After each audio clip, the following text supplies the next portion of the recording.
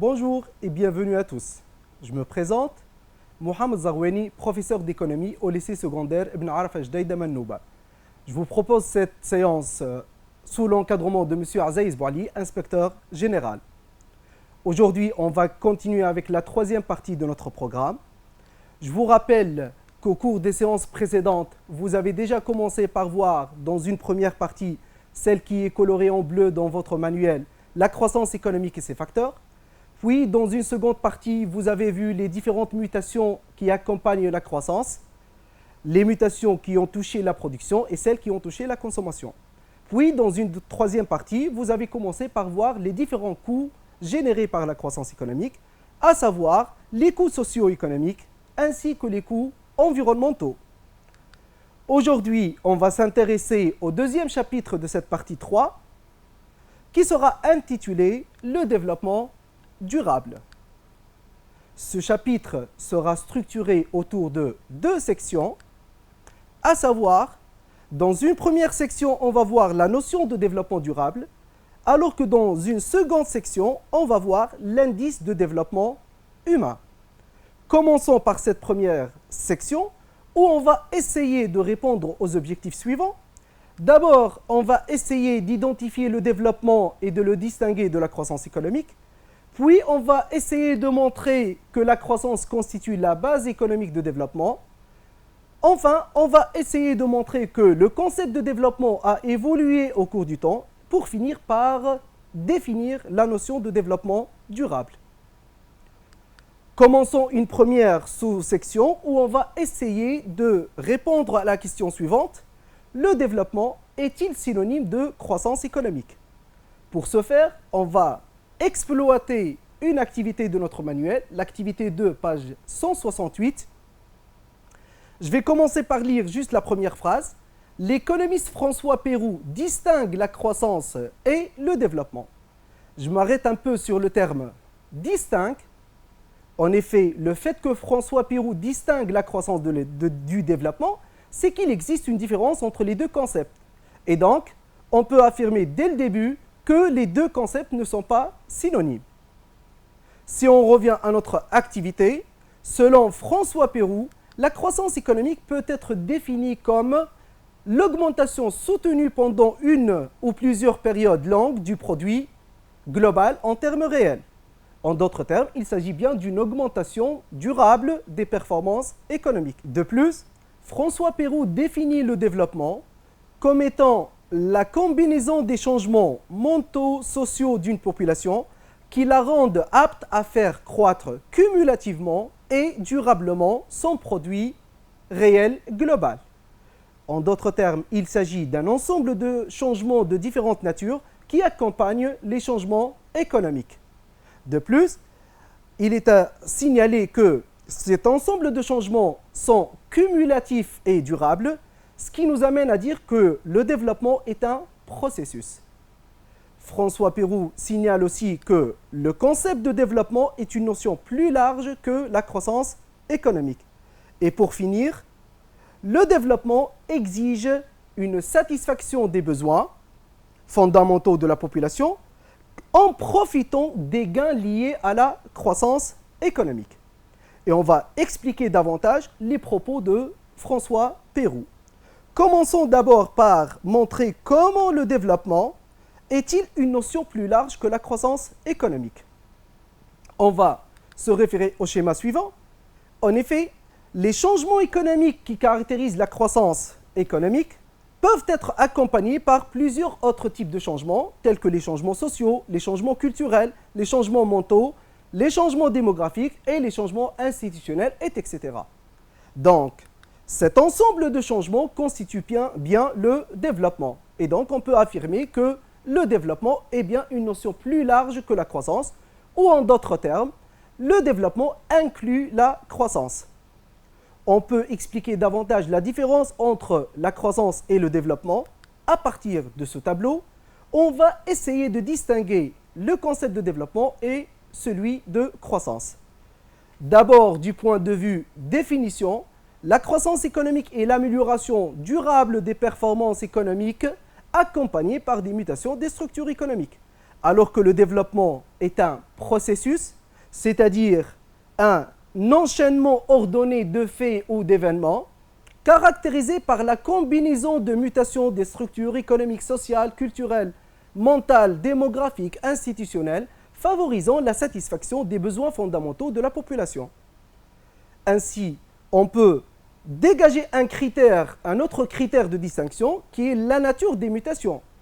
Les mutations sont bien économiques au niveau de la croissance, alors que le développement correspond à un ensemble de changements sociaux, économiques, mentaux, démographiques et ainsi de suite.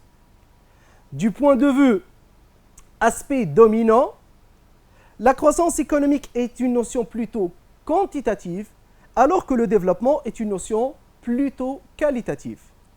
On peut finir par un quatrième critère de distinction, à savoir la mesure.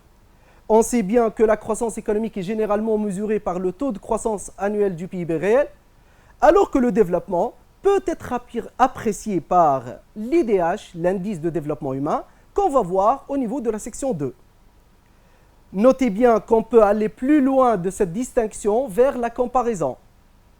Juste, il faut ajouter quelques points, il faut savoir dégager des points communs ou bien des points de différence. Tel était le cas dans le bac 2018 session de contrôle, où on a demandé de comparer la croissance et le développement. Toujours, on peut garder les mêmes points de différence, et on va essayer de dégager quelques points de ressemblance entre les deux notions. Partant de la définition de la croissance et le développement, on peut constater que les deux phénomènes sont durables. La croissance est bien l'amélioration durable des performances économiques, alors que le développement est un processus qui est caractérisé par des changements cumulatifs et durables. De plus, les deux phénomènes sont caractérisés par un ensemble de changements économiques.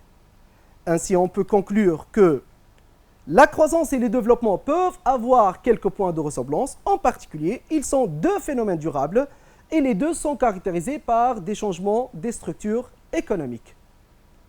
Ainsi, on a montré que la différence entre la croissance et le développement, revenons plutôt à notre activité, où on va essayer d'expliquer pourquoi François Pérou affirme que le développement exige la satisfaction des besoins fondamentaux en profitant de la croissance. Et donc, on va tenter de répondre à la question suivante. Pourquoi la croissance économique est-elle une condition nécessaire au développement? Depuis la partie 2 de notre programme, on a déjà montré que la croissance économique qui correspond à une augmentation des richesses créées favorise l'augmentation des ressources des individus, ou en d'autres termes, l'amélioration du niveau de vie des individus, leur permettant une meilleure satisfaction de leurs besoins, en particulier les besoins de nourriture, de sécurité, d'hygiène, etc. Pour expliquer davantage cette idée, on va recourir au schéma suivant. En effet, la croissance économique peut contribuer au développement de différentes manières.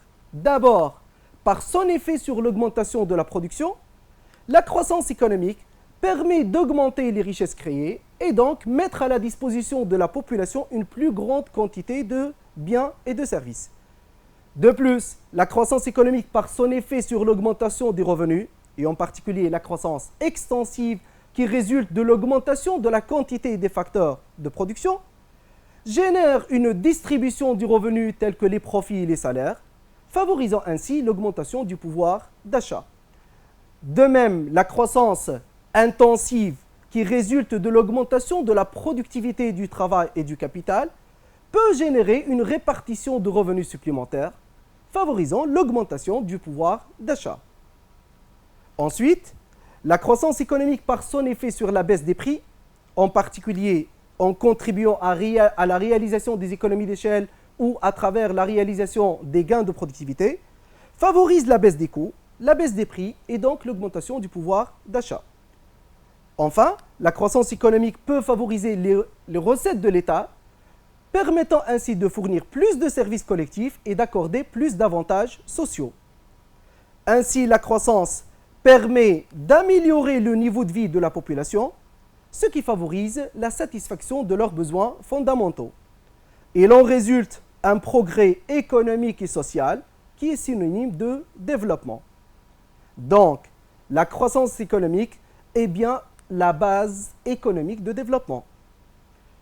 Dans ce contexte, une question a été posée au niveau du bac 2017, la session de contrôle, où on a demandé d'identifier la croissance économique, puis montrer qu'elle constitue la base économique de développement.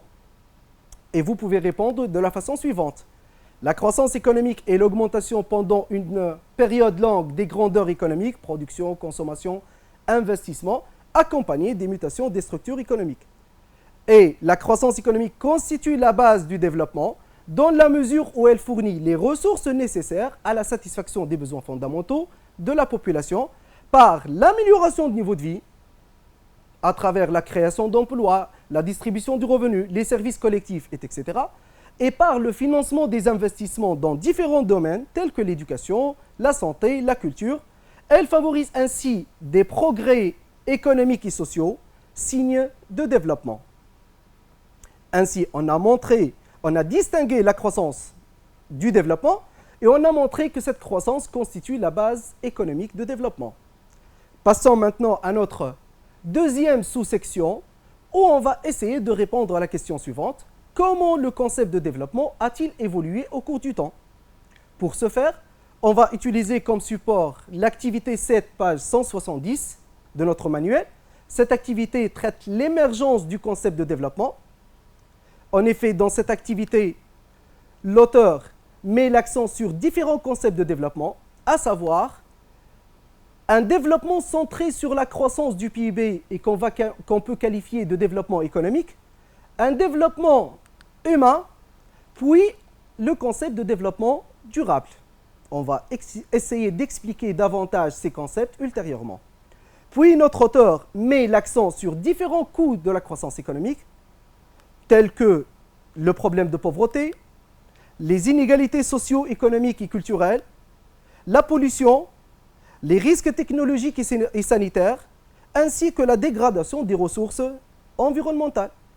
Mais la question qui se pose ici, quel lien y a-t-il entre ces différents coûts de la croissance et ces concepts de développement? La réponse a été avancée par notre auteur. Il signale que c'est la prise de conscience de ces différents coûts qui est à l'origine de l'apparition du nouveau concept de développement. En d'autres termes, à partir de la fin des années 80 et face aux différents coûts de la croissance économique, les économistes commencent à s'interroger dans quelle mesure notre développement économique est-il durable.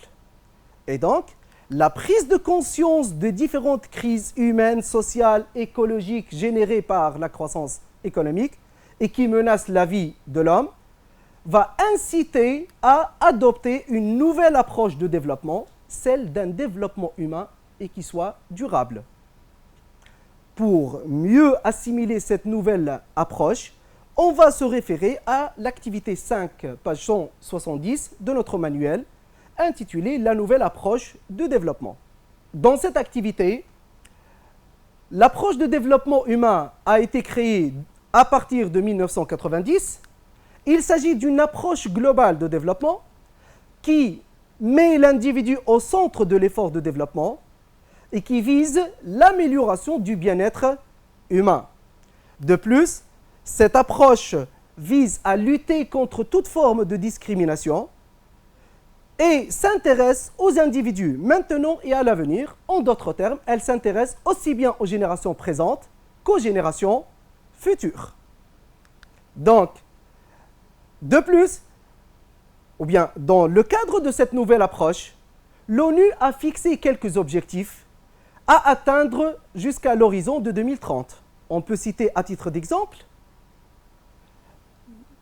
l'augmentation ou bien la réduction du gaspillage de la nourriture face au constat que 821 millions de personnes sont sous-alimentées. Il faut vacciner les individus afin de favoriser, d'améliorer le niveau de santé des individus. Ce qu'on doit retenir d'une manière générale, c'est qu'il faut améliorer la satisfaction des besoins fondamentaux de la population. Parmi les objectifs qui ont été fixés aussi, il faut réduire les inégalités et la pauvreté et ce, devant le constat que plus de 700 millions de personnes vivent toujours dans l'extrême pauvreté et que 40% des plus pauvres de la population gagnent moins de 25% du revenu mondial. Donc pour réaliser cette nouvelle approche de développement, il faut réduire les inégalités et la pauvreté. De plus, parmi les objectifs qui ont été fixés, c'est de lutter contre le réchauffement climatique, encourager la plantation d'arbres et protéger l'environnement. Et donc, pour un objectif général, qui est de sauvegarder l'environnement. Ceci permet donc de garantir les mêmes opportunités aux individus appartenant aux générations actuelles. C'est ce qu'on peut qualifier d'équité intragénérationnelle. De plus, ça permet de garantir les mêmes opportunités aux individus qui appartiennent à différentes générations, c'est-à-dire entre les générations présentes et les générations futures. Et c'est ce qu'on peut qualifier d'équité intergénérationnelle. Donc, le concept de développement a évolué au cours du temps d'un développement économique vers un développement humain, puis vers un développement durable. Le développement économique est centré, ou bien qui accorde une grande importance à la dimension économique. Quant au développement humain, il accorde une grande importance à la dimension humaine et sociale, qui sont indissociables. Et le développement durable accorde une grande importance à la dimension économique, humaine, sociale, environnementale. Donc on peut conclure que cette approche de développement humain durable est une approche globale qui est indissociable du développement économique et du développement humain. Elle intègre les autres concepts de développement. On peut noter également que cette nouvelle approche de développement se préoccupe de l'économie, de la société et de l'environnement. Elle se préoccupe des différentes générations. Et cette préoccupation ne se limite pas à l'échelle nationale ou bien à l'échelle locale. Elle s'étend de plus en plus vers l'échelle mondiale ou internationale. Ainsi, la notion de développement humain durable intègre une dimension économique, humaine, sociale, environnementale. Elle intègre une dimension inter- et intragénérationnelle, une dimension aussi bien nationale qu'internationale. Et donc, on peut conclure que cette nouvelle approche de développement est une approche multidimensionnelle. Si on récapitule tout ça, le concept de développement a évolué au cours du temps, essentiellement à partir des années 1990 où on assiste à la naissance de cette nouvelle approche de développement humain durable. En effet, avant 1990, le développement était plutôt économique. C'était un développement qui est centré sur la croissance et qui avait pour principal objectif l'augmentation des richesses créées. À partir des années 90, on parle d'un développement humain qui est centré plutôt sur l'homme et qui vise essentiellement la satisfaction des besoins fondamentaux de la population et la réduction des inégalités sociales. Puis, on peut parler d'un développement humain durable qui est centré plutôt sur l'homme et sur l'environnement. Ce développement a été officiellement défini comme étant un développement qui répond aux besoins du présent sans compromettre la capacité des générations futures de répondre aux leurs. En d'autres termes, ce développement durable est un développement qui préserve l'intérêt des différentes générations, présentes et futures, en assurant la pérennité des différentes ressources, qu'elles soient économiques, naturelles, etc., à long terme. Ce développement vise les mêmes objectifs de développement humain, mais de plus, il vise à sauvegarder l'environnement en réduisant les différents coûts environnementaux qu'on a déjà vus au cours du chapitre précédent, et ce, pour réaliser un objectif général qui consiste à garantir l'équité intragénérationnelle et l'équité intergénérationnelle. Il s'agit d'une approche globale qui est indissociable de la notion de développement économique et du développement humain.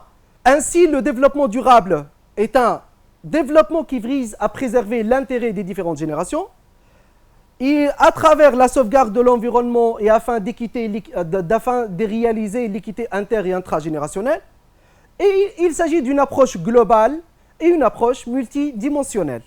dans le cadre de cette nouvelle approche de développement humain durable, une question a été posée au niveau du bac 2019 où on a demandé de montrer que le développement est une notion plus large que le développement humain. Vous pouvez répondre de la manière suivante. La notion de développement durable est plus large que celle de développement humain, car si le développement humain se préoccupe de l'homme, la satisfaction de ses besoins fondamentaux et la réduction des inégalités sociales, c'est la dimension intragénérationnelle, le développement durable, en plus de ses préoccupations, s'attache aussi à la sauvegarde de l'environnement naturel pour garantir non seulement la satisfaction des besoins des générations présentes, mais aussi celle des générations futures, et c'est la dimension intergénérationnelle. Ainsi, on a terminé avec cette section. J'espère que nos objectifs ont été atteints et que vous êtes maintenant censés capables de savoir identifier le développement, le distinguer de la croissance, montrer que la croissance est une condition nécessaire pour le développement, mettre en évidence l'évolution du concept de développement et pour finir par identifier la notion de développement durable. La question qui se pose maintenant, comment peut-on apprécier ce développement? Pour cela, on va passer à notre deuxième section intitulée l'indice de développement humain, où on va essayer de répondre à deux objectifs, à savoir identifier l'IDH et préciser son utilité. Pour cela, on va utiliser une activité de notre manuel, plutôt du guide pédagogique, et on va essayer de répondre à la question suivante, qu'est-ce que l'IDH? Dans cette activité qui est extraite du rapport de développement humain 2010, l'auteur identifie l'IDH comme étant un indicateur qui a été créé en 1990 par le PNUD, le Programme des Nations Unies pour le développement. Il s'agit d'un indicateur qui mesure le niveau de développement humain. C'est un indicateur composite dans la mesure où il intègre trois dimensions, à savoir la santé, l'éducation et le niveau de vie. Ces dimensions sont calculées par des indicateurs, en particulier à partir de 2010 où on utilise de nouveaux indicateurs. C'est un indicateur qui est situé entre 0 et 1 et qui permet de regrouper les pays en 4 catégories de développement. Donc, l'indice de développement humain est un indicateur synthétique qui tient compte d'une première composante ou bien une première dimension qui est la santé, mesurée par l'espérance de vie à la naissance. Un deuxième indicateur ou bien dimension utilisée, c'est l'éducation. Et celle-ci est mesurée par deux indicateurs, à savoir la durée moyenne de scolarisation pour les personnes âgées de 25 ans et la durée attendue de scolarisation pour les enfants en âge de scolarité. Enfin, le niveau de vie, on le connaît déjà, il est généralement mesuré par le revenu national brut par habitant. Donc l'IDH est un indicateur composé de 3 dimensions et qui sont calculés par 4 indicateurs. Si on récapitule, l'IDH est donc créé en 1990 par le PNUD. C'est un indicateur synthétique composé de plusieurs éléments pondérés. Il s'agit d'un indicateur qui mesure le niveau moyen de développement dans 3 dimensions essentielles, à savoir la santé et longévité qui est mesurée par l'espérance de vie à la naissance et qui exprime la capacité de vivre longtemps et en bonne santé. L'instruction qui est mesurée à partir de 2 indicateurs, la durée moyenne de scolarisation pour les personnes âgées de 25 ans et la durée attendue de scolarisation pour les enfants d'âge scolaire, qui exprime la capacité d'acquérir des connaissances. Enfin, le niveau de vie qui est mesuré par le revenu national brut par habitant à parité de pouvoir d'achat et qui exprime la capacité d'accès aux ressources indispensables pour vivre décemment. Enfin, cet indicateur est compris entre 0 et 1. Il classe les pays en 4 niveaux de développement humain. Un développement humain très élevé, élevé, moyen et faible. D'après le dernier rapport de développement humain, si l'IDH est compris entre 0 et 0,550, on dit que le développement humain est faible. Si l'IDH est compris entre 0,550 et 0,700, c'est un développement humain moyen. s'il est compris entre 0,7 ou 0,700 et 0,8, le développement humain est élevé. Et si l'IDH est compris entre 0,8 et 1, on parle d'un développement humain très élevé. Donc, passons maintenant à voir quelle est l'utilité de cet indicateur. Pour ce faire, on va utiliser une activité. Dans cette activité, on nous présente le classement de quelques pays selon le niveau de développement humain en 2012 et en 2019. Mais ici, on va s'intéresser plus sur notre pays, la Tunisie, et on va essayer de répondre à la question suivante. Quelles remarques pouvez-vous dégager pour la Tunisie? Donc, on peut remarquer que pour la Tunisie, que j'ai coloré en vert, l'IDH est égal à 0,712, puis il passe à 0,740. Donc, pour la Tunisie, le niveau de développement humain est élevé puisque l'IDH est compris entre 0,7 et 0,8. On peut affirmer également que le niveau de développement humain est en amélioration puisque l'IDH est passé de 0,712 à 0,740 en 2019. De plus, on peut remarquer que le rang de la Tunisie parmi cette liste de pays est 94, alors que notre rang passe à 95 en 2019. Donc, remarquez bien ici que malgré l'amélioration de notre niveau de développement humain, il y a un léger recul de notre rang au niveau mondial. On peut expliquer ceci par le progrès en termes de développement humain réalisé par plusieurs autres pays. On peut citer à titre d'exemple la Chine, qui avait un rang de 101 en 2012. Elle passe bien devant la Tunisie au rang 85 en 2019. Espérons que notre pays réalise un tel progrès dans les prochaines années. Mais la question, ainsi on a montré que cet indicateur, l'IDH, nous a permis d'abord d'identifier ou bien de mesurer notre niveau de développement humain. Il nous a permis de savoir, de suivre l'évolution de notre niveau de développement humain et de nous comparer par rapport aux autres pays, c'est-à-dire donc il permet d'effectuer des comparaisons à l'échelle internationale. Mais la question qui se pose, dans quelle mesure cet indicateur est-il pertinent? On va faire une petite remarque, c'est que bien que l'indice de développement humain est un indicateur plus pertinent que le revenu national brut par habitant qui mesure le niveau de vie, l'IDH donne une idée plus large sur les capacités humaines de base telles que l'éducation et la santé. Toutefois, cet indicateur reste une moyenne qui cache plusieurs inégalités. Les inégalités entre les classes sociales, les inégalités entre les hommes et les femmes, les inégalités entre les régions. De plus, cet indicateur néglige plusieurs autres aspects de développement, tels que le respect des droits et des libertés, la malnutrition, la préservation de l'environnement, et donc on peut conclure que cet indicateur reste insuffisant pour apprécier le développement humain. Donc, ainsi, on a identifié l'IDH et on a précisé son utilité. Passons à une évaluation. Dans cette activité, on vous fournit les indicateurs de développement humain en Suisse et au Congo en 2017, selon le rapport de 2018.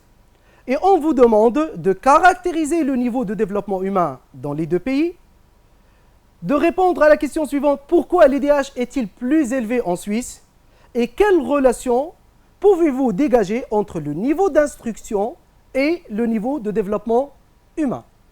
Commençons par répondre à notre première question. Pour cela, on va se référer à notre axe qu'on a déjà précisé. En effet, on remarque que l'IDH en Suisse est égal à 0,944, ce qui correspond à un développement humain très élevé. Par contre, l'indice de développement humain est égal à 0,606 au Congo, ce qui nous permet de dire que le développement humain est moyen au Congo. Si on passe à la deuxième question, pour montrer pourquoi l'IDH de la Suisse est-il plus élevé que celui du Congo. Pour cela, on va revenir à notre schéma qui représente les composants de l'IDH Et on remarque d'abord que l'IDH de la Suisse est bien supérieur à celui du Congo. On peut expliquer ceci par l'espérance de vie à la naissance qui est égale à 83,5 années en Suisse, qui est une espérance de vie très élevée et qui signifie qu'il y a un bon niveau de santé au niveau de la Suisse. De même, on constate que la durée moyenne de scolarisation pour les personnes âgées de 25 ans est égale à 13,4 années en moyenne, ce qui reflète un bon niveau d'éducation en Suisse. De plus, le revenu national brut par habitant qui est égal à 57 625 $ PPA en Suisse signifie qu'il y a un niveau de vie qui est très élevé en Suisse. Et donc, l'IDH qui est important en Suisse peut être expliqué par l'importance du niveau de santé, du niveau d'éducation et du niveau de vie. Si on passe à notre troisième question, pour montrer la relation entre le niveau d'instruction ou d'éducation d'un pays et son niveau de développement humain. Pour cela, j'ai gardé les deux colonnes IDH et durée moyenne de scolarisation qui donnent une idée sur le niveau d'instruction dans un pays. On peut constater que l'IDH, bien que le niveau d'instruction est très élevé en Suisse et il s'accompagne par un niveau de développement humain très élevé. Par contre, le niveau d'instruction qui est très faible au Congo s'est accompagné d'un niveau de développement humain moyen. Donc, on peut conclure que plus le niveau d'instruction est élevé dans un pays, plus le niveau de développement humain est élevé. Et donc, on peut conclure qu'il existe une relation positive entre le niveau d'instruction dans un pays et son niveau de développement humain. Passons par une dernière évaluation. Pour comparer quelques indicateurs de développement humain de la Tunisie et de l'Égypte, et dans cette activité, on vous demande de comparer le niveau de vie puis le niveau de développement humain entre les deux pays, puis répondre à la question suivante, par quoi pouvez-vous justifier cette situation contrastée? Commençons par la première question. Toujours, on va utiliser notre schéma qui représente les composants de l'IDH et on peut constater que le revenu national brut par habitant de l'Égypte, qui est égal à 10 355, est bien plus élevé que celui de la Tunisie, alors que l'IDH de la Tunisie est égal à 0,735, qui est plus élevé que celui de l'Égypte. Il s'agit bien d'une situation contrastée. Pourquoi? C'est bien parce que le niveau de vie est une composante de l'IDH. Donc, on s'attendait à ce que le pays qui a un niveau de vie plus élevé a un niveau de développement humain élevé, alors que c'était l'inverse ici. Par quoi peut-on expliquer cette situation contrastée ou paradoxale? On doit voir les autres composants de cet indicateur. On peut bien remarquer que le niveau de santé et d'éducation sont bien plus élevés en Tunisie que l'Égypte. Et donc, la situation contrastée peut être expliquée par un meilleur niveau de santé et d'éducation en Tunisie.